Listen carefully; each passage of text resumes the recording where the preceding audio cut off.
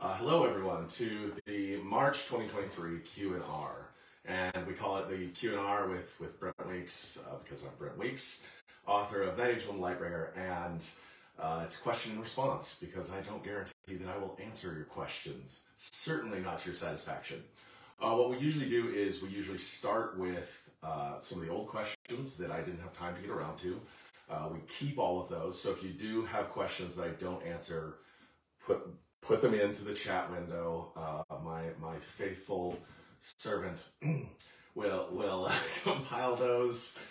Oh man, she also gets to edit these when she puts it on YouTube. Well, this will also end up on YouTube, so you can find this later if you aren't here now. That makes no sense. Anyway, this is what I've been doing right now. I'll jump into the old questions in just a second. You can see what I've been working on a little bit. I'm not going to talk about this or this, which may not be in the frame, so don't worry about that. And I've been working on this. These are the tip-ins, which are slightly different. Can you hand me all the other tip-ins? These are the tip-ins for the Broken Binding Special Edition, which there are 1,500. It's a limited edition. That's the one with like the red spray edges and the cool embossed cover and stuff. I think Broken Binding, it's a UK company. I think their submission, like you've got to subscribe to them. And I think they've got like a waiting list. So probably I shouldn't be telling you guys about this because it's just teaching you something you can't have. Isn't that terrible?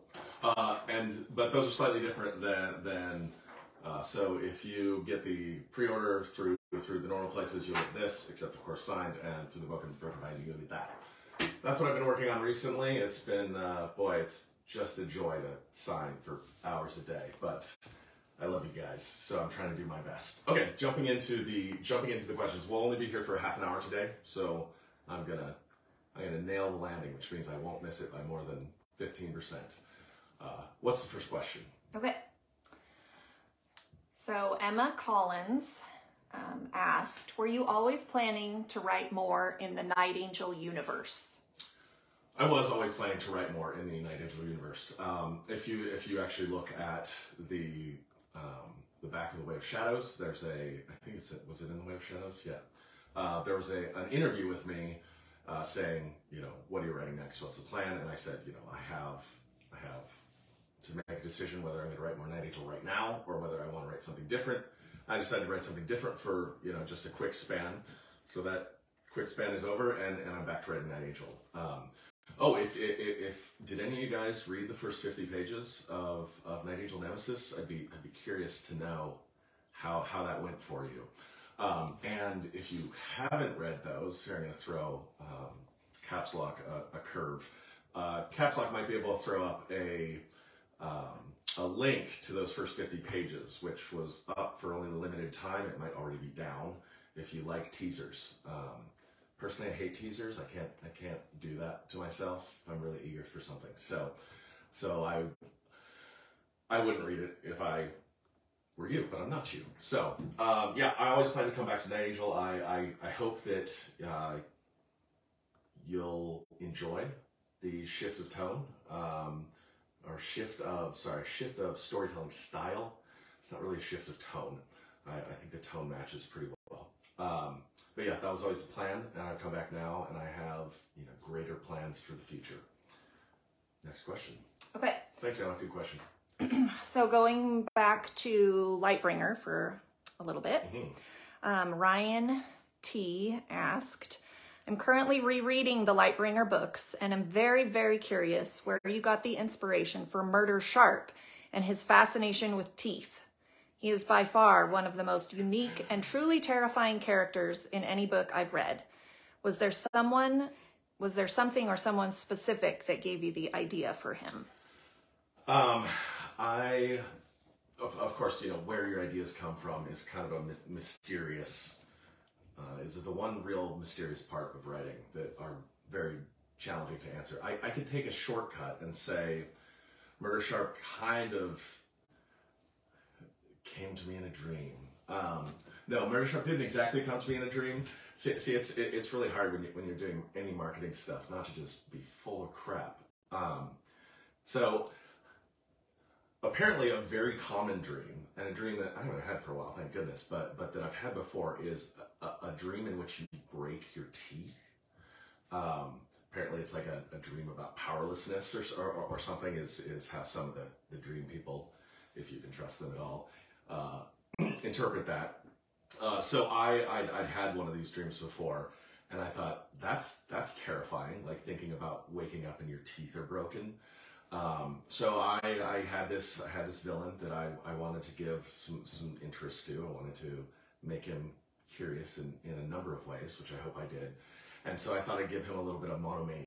One of the things I also like to do is have a broad diversity of characters, not simply in racial or ethnic background, but in religious background, in how they view the world, in philosophical background, in how they look, how they interact with the world, maybe what disabilities they have, or what strange psychological conditions that they have. So somebody with sort of monomania, with a strange fixation, I thought would be scary, and breaking teeth, I thought that would be scary because it scared me.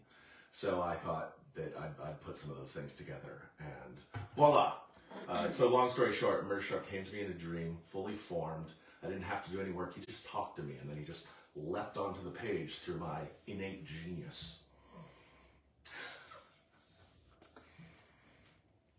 Okay. All right.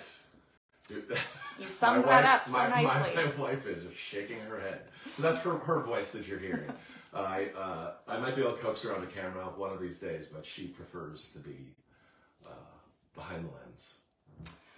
Okay, Seth Griffin asked, in the Lightbringer series, there's a lot of talk about the Everdark Gates. Will there be another book that takes us through the gates?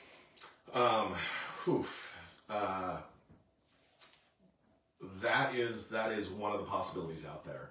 Honestly, when I look at how big the plans are, I have for Night Angel and its following books and the world there. I'm trying not to even look at Lightbringer for a while because I'm fascinated by the work I'm doing right now, and I find that I only get really fascinated by the other world, or doing a third completely different world at some point when I'm really struggling with the current world that I'm on. So right now I'm not currently really struggling. I'm really loving what I'm in. I have big plans. I'm not, unfortunately, the fastest writer in the world. Things tend to need to percolate for me. I like doing that. I like taking my time because I realize that's just that's part of what's the guy's name? Where are you? Where are you? Of course he's hiding from me now. Oh, Stephen Pressfield. There we go. Stephen Pressfield calls your instrument. As a writer, you can write certain things really well. You can write in a certain way. You have a certain voice. You have a certain range, and that's your instrument. That's like if you're a tenor, you're just not going to sing bass parts. Like, you may love the bass voice, you may love how it sounds. That's not your instrument. So you need to work with what you have. So for me, part of my instrument is, like, I don't write 2-3 books a year. I write the way I write, and I'm trying to be content with that. It's always easy to think the grass is greener on the other side, but this is who I am. So I feel like I'm going to be busy in Night Angel for years to come. I do have openings to tell more stories in Library. I do have things that fascinate me about that world. I do have more things I want to tell. I almost stopped and tried to write a novella in that world. I got a little way with it, and then I thought it wasn't gelling in a way that I'd be able to tell it very quickly. So I said, you know what? I promised people I'd tell Night Angel next. I made that promise a long time ago, and I want to be faithful to that promise. So I dropped that novella. It's still in a file. I've still got all the work I did on it. I might go back there someday. But in short, which that was not short at all, I don't plan to go back to Lightbringer very soon. Okay, do we have some new questions now? Well, I would just say I'm thankful that you do not have a counter full of typewriters, one for each story. Was that? So there's a story. Apparently it's true. Louis L'Amour, who I went through a little Louis L'Amour phase when I was in 7th grade because our school library had a bunch of Louis L'Amour books. He had 7 typewriters, and he had a wheeled chair, you know, wheels, and he would write on one until he got stuck, and then he just scoot down and he'd write on the next one. And so if all of his books are a little bit the same, which they are a little bit the same, there's some outliers. There's some books that he really tried to do something different. But a lot of the books are really very similar, some of them kind of criminally so. It's because he kind of was working on 7 books at a time all the time, and the bleed over, you know, it definitely happens. So no, I'm not that guy. Yes. And I have enough mess as it is and buy enough toys. So me having 7 typewriters would and be devastating to the home budget. You take up enough rooms in the house. And out of the house, yes. So Thomas Jacobs asks, I would like to know, will the Kyler Chronicles be a new trilogy, and will they be translated in German? And I will just remind you, because you might not, that our German publisher, Blandvallette, has been on the hook. They have been anxiously waiting for Night Angel 4 since about 2000. Yes. So they have. We do have a contract. Yes. So yes, we do have a contract with Germany. I do expect it to be a trilogy. I'm very careful now about my counting to 3 because I'm so bad at that. But that is the overarching story of the what did I call it? The Kakari Codex is longer than 3 more books in my head. Trying to carefully not make promises, but I have plans. So yes, I see the Kyler Chronicles as being 3. Does that still count as giving me wiggle room? Yeah, I'm telling you what my plan is, but not promising it. Yes, and we expect that to come to German. I expect there to be a lot more. Usually it takes about six months to a year to translate these books. The German adds about 1/3 to the length. So this book is 315,000 words in English. So it will definitely be getting split into 2 volumes in Germany. There is a nice place for them to split where I actually thought of that. Like I'm starting to think of these things as I write. Is there a good place for somebody to split this when they put it in a different language and have to split the book in half? So there is a good place for them to split it in half, which I think is fairly satisfying. But I expect there to be some difficulties with translation with this because I do some pretty interesting stuff where I expect the translators to come back to me and say, what were you doing here? Because my copy editors did that in English. They're like, okay, I see that you broke this rule. I think I know why you broke this rule here. You know, was that on purpose? And are you doing this for the reason I think you're doing this? And then they would come back to me. I had brilliant copy editors this time, which was very, very helpful. Can you remind me her name? Bryn McDonald is right. Bryn McDonald, yeah. Bryn McDonald was brilliant. She was so good to work with.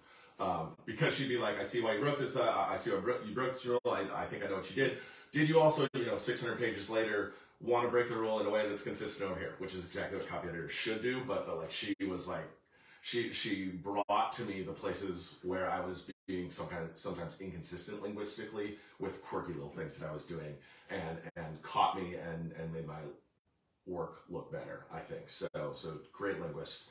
Also a great artist, and that's a really uncommon melding that Brent McDonald brings to that. So I appreciate her work on this book. But I also expect, like I say, I expect that the translations will take a little bit extra time, certainly extra effort on my part that most of you won't see because it's just like, well, what's Brent been working on for the last 2 weeks? Translation stuff that nobody who reads in English will care about. So that's going on in the background. Okay. So if some translations are delayed, that might be why. Just briefly, Keith Wing asks if you could refresh us on the time frame of this series. So this series begins, and I won't tell you how long it goes, but it begins, I believe, about 6 months after the end of the Night Angel Trilogy. So that will, if you're following the characters, you have some guesses about where people are. I don't promise that all the people appear. But if you read the first 50 pages, you have an idea of who the major characters are and who appears and whose story we're telling. Okay. Mm-hmm.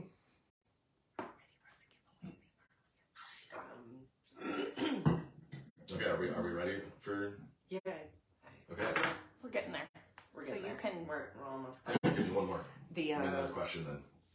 Oh wait, we are there. The first 50 pages have been taken down. They are not Okay. available. Okay, first 50 pages are gone unless you find any friends on on one of my fan pages who will send them to you. You can't have them now. So maybe really close to publication, we might get permission to post those someplace where everybody can reach it. They like to do these limited time things for extra special people or extra special fans. I don't know. I'm going to get myself in trouble, so I'll just stop. One more question before we do the super secret thing that I didn't tell you guys I was going to do. Okay. Don't go anywhere. If you're here right now, you just got to hang out for another few minutes. We don't. I'm looking. Okay. Stephen Ward, longtime fan of your work and super excited to return to this story. What is the likelihood of a series or movies for either book series? So a series or movies for either book series. Right now, likelihood is close to zero in the next 2 years. Let's say in the next 2 years. Not going to happen in the next 2 years because I have nothing in the works, because I've said no to everybody who's come and asked, and that's just, I know we hit peak TV. I think we're going to go to trough TV next, and nobody's going to be buying anything because everybody bought way too much, and I'm okay with that. So at some point, I will likely sell off the rights. I'm not going to do that until I'm really confident that the people have a really good chance of actually getting it made, and have a really good chance of getting it made, and it's good. Unless you are a multi-mega bestseller, once you sign the paper, you have really no say. And once you sign the paper, the people who want to get your movie made, the people that you've talked to, they may try to get it made, they may do everything they can to do it faithfully, and then they run into a roadblock, they can't get it done, and then in order to recoup their investment, they sell it off to somebody else. Your signature's already on it. They sell it off to that other person gets to do whatever the heck they want with it. That's just how the Hollywood machine works. So I might do everything right on my end, but once I sign that piece of paper, I lose control. Obviously, they like it when the author's happy, but that is not their main concern. Their main concern is putting together a picture or a series that they think will do well. I'm not in a position of power in Hollywood, period. So my position of power is right now saying no, unless the right person comes knocking. So if the right person comes knocking, will I answer the door? Well, absolutely. I'm not against it on principle, but I have a strong commitment to excellence. I want to do things that are good for you guys, that I can feel proud of. I'm very happy working as a writer, and if I never get a movie, never get a book series, it does mean a lot of people won't read my books. Who would read my books? That stinks. But I'm also really happy being a writer, and I have enough. And I think it's important in life to know when you have enough and not always be reaching for more and bigger in the next thing. So I love what I'm doing. You guys have allowed me to do it full time, to keep doing it. That's awesome. It's a dream come true. It's the best life. So I'm okay with it being just this. I know some of you would love to see it on the screen. Totally agree with that. Would love to see it be great. It would just hurt for me to do something and have it be terrible. Would I still cash the checks? Yes, fine. Like I might get there someday. Right now, it's not that day. So that's why I stand where I stand. It's got some downsides. And now we're going to move on to the thing I didn't tell you guys about. So some of you might have picked up on the very subtle foreshadowing on my desk, except I don't think it's in the frame. Was it in the frame? It was.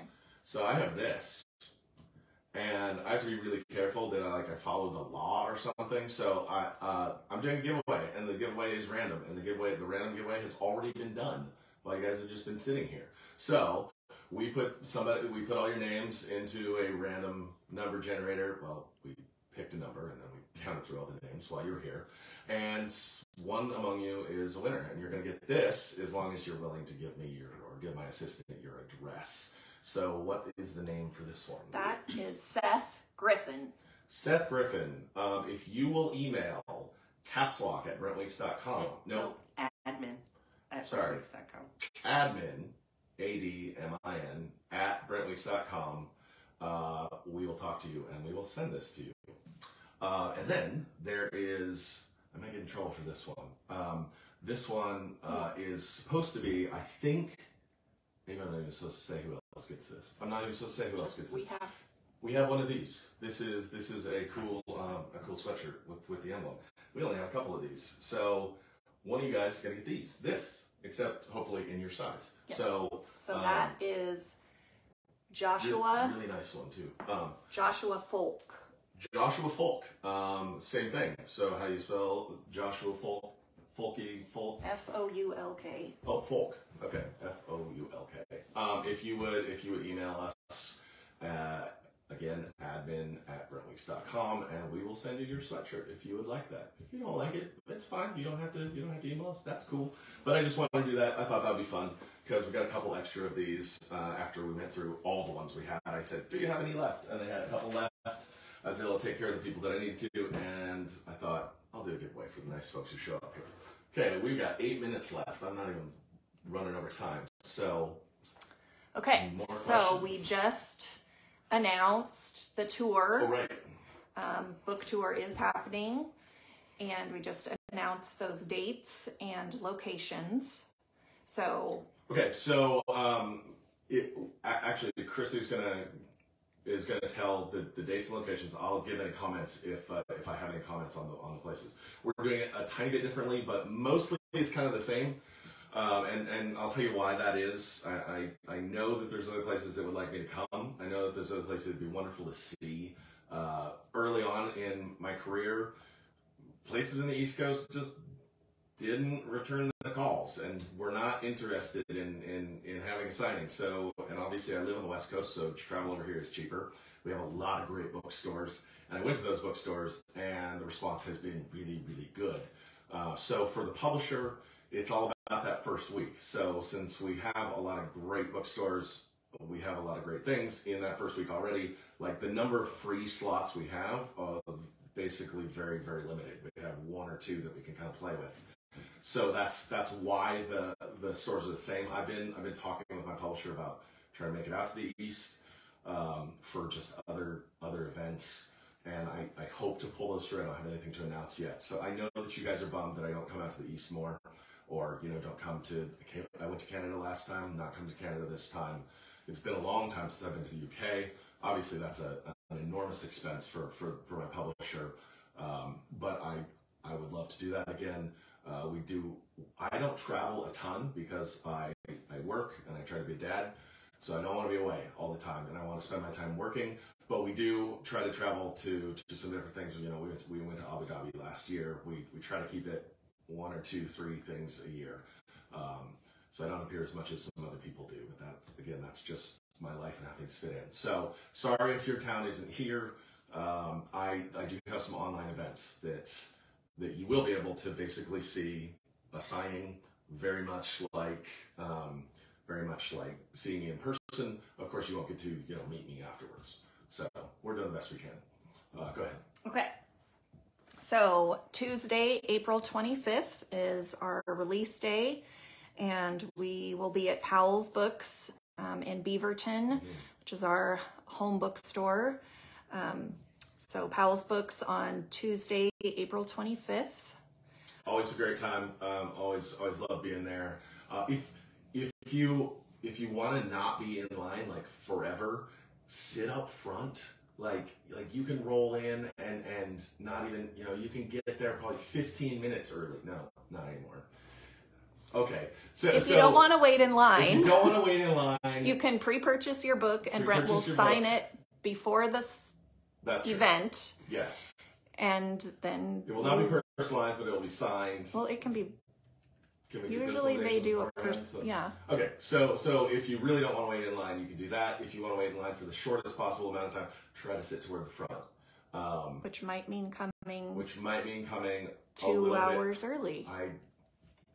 I don't have any idea how many people will come. So Brent still doesn't think that people want to show up to these things, so I have to remind him how it works. Yeah. Okay. Sorry. So sit up front if you want to get out of there quickly afterwards. But actually, everybody is really nice, and people have said they have wonderful conversations in line. Yes. So, okay. And each bookstore handles things differently, so you do need to check with your local bookstore. Some have ticketed. You have to buy a book there. Some use. It's very polite to buy the book there because they go to all the expense of putting on the event and having staff wait sometimes.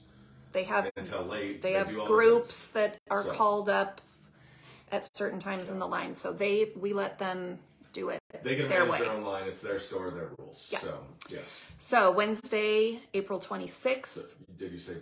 Okay, sorry. Go ahead. Wednesday. Will be with the signed page. That will be a virtual event. So we will be hanging out with Sean Speakman and doing Q&A kind of stuff while you're signing and signing books and doing our best to make that work for people who are farther away. So we're excited about that. That's a new thing. And you'll be able to buy books directly through him. So you can, if you want a signed book, I'm doing a limited number of personalizations. Like I'm only doing 100 or 200 personalizations, I think, there, just because he does have an enormous number of books. It's a lot to sign. But you can get a signed book through him, and obviously he ships those fairly quickly. You won't have it on release day, but you'll get it, pretty quickly. And his books arrive in pristine condition. You can get them anywhere in the world. Shipping right now to far countries is horrible. So go ahead, you can check that out, see how much it costs right now. You can pre-order now at the sign page if you want to.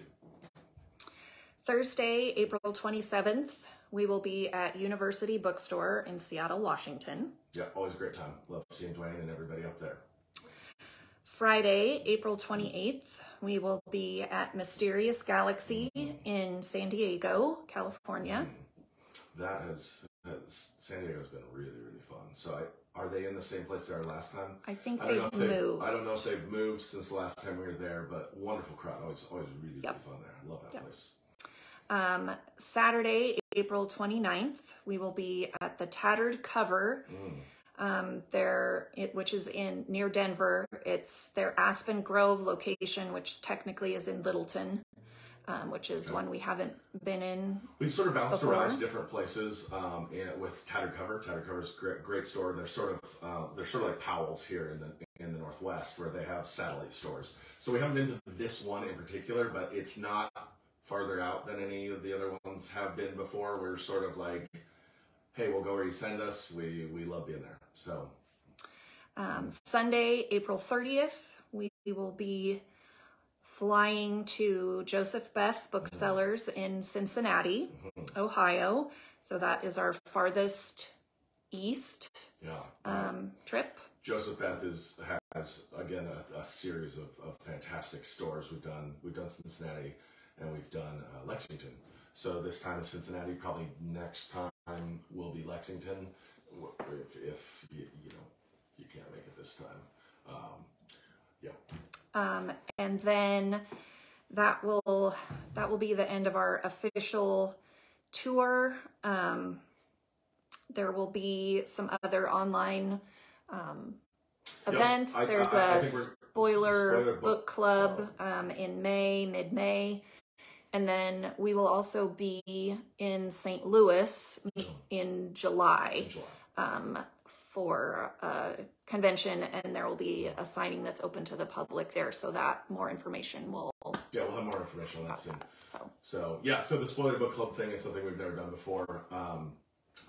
Basically, it allows spoilers up. I'm going to talk with you guys, and we'll have spoilers up through the end of Nemesis. So if you really want to talk about chapter 100, that's the place where you can tell me how pleased you are about how things go down. We have one other quick... One last question. We are at 11:30. Yeah. We're almost going to have to just sort of like a book signing etiquette question, which was really great, is will you sign more than one book? Will you sign Pat if it's from a different series?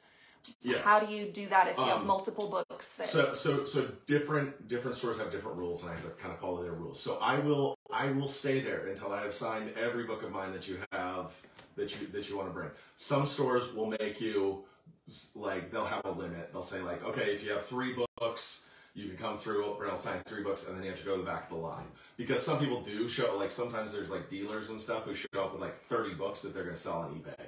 And they just don't want, you know, fans who are there to have to wait behind a dealer. So, but if you have, you know, 9 of my books and you want me to sign all of them, and you have some for some friends who couldn't be there, I will stay there until I've got all your books signed. So yeah, you might end up having to go circle back through the line. If we have really enormous crowds this time, we're gonna have to do more line management. So I won't be able to talk to you for quite as long. Actually, I kind of like some of the small stores every once in a while, because then I get to talk to fans and make a little bit more personal connection. If the lines are really enormous, we will have to have a little faster on the lines. So love talking and meeting with you guys. It's meaningful to me. So I will probably forget your name even if I've met you 15 times. So forgive me for that, and, you know, remind me, Brent, it's Kelly. You've met me 17 times. Right. Yes. Oh, Kelly, I didn't forget you. No, of course I remember your name. Kelly. Next time, Kelly. So, yeah, go easy on me. It's exhausting for an introvert, but I do like it. So I really like seeing you guys and love hearing from you. So that is it. I am not quite 10% over my deadline, which is pretty good for me. You know, since this book was supposed to be 125,000 words, and it came in at 315,000 words. So I think I'm doing pretty good. Thanks so much for showing up, and I will see you. I will try to do one of these next month before book tour. So I'll also be doing a bunch of other events, and we will have those posted on the various social media channels. Thanks so much. Have a great day.